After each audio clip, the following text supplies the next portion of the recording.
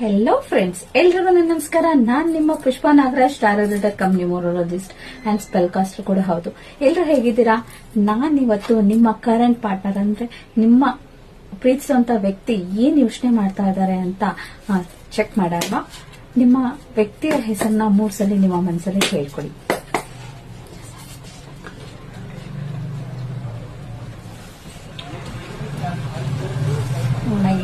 ನಿಮ್ಮ ವ್ಯಕ್ತಿ ಏನ್ ಯೋಚನೆ ಮಾಡ್ತಿದ್ದಾರೆ ಅಂತ.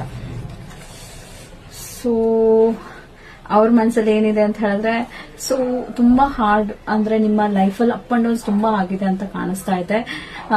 ಆಲ್ರೆಡಿ ನಿಮ್ಮ ಲೈಫಲ್ಲಿ ತುಂಬಾ ಸರಿಸ್ಕೊಂಡ್ಬಿಟ್ಟಿದ್ದೀರಾ.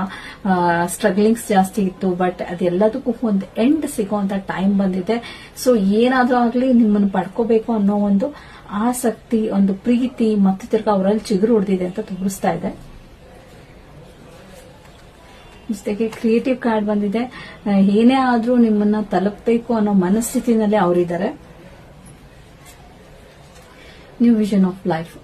ಸೊ ಅವರ ವಿಚಾರಧಾರೆಗಳಲ್ಲಿ ಬದಲಾವಣೆ ಮಾಡಿಕೊಂಡು ಒಂದು ಹೊಸ ರೀತಿಯಾದಂತ ಒಂದು ಮತ್ತೆ ತಿರ್ಗಾ ರಿಯೂನಿಯನ್ ಆಗಬೇಕು, ಮತ್ತೆ ನಿಮ್ ಜೊತೆ ಬದುಕಬೇಕು ಅನ್ನೋ ಒಂದು ಯೋಚನೆಯನ್ನ ತೋರಿಸ್ತಾ ಇದೆ. ಸೊ ಯಾರಿಗೆಲ್ಲ ಈ ವಿಡಿಯೋ ಇಷ್ಟ ಆಗಿದ್ರೆ ಲೈಕ್ ಮಾಡಿ ಅಂಡ್ ಕಮೆಂಟ್ ಮಾಡಿ. Thank you so much.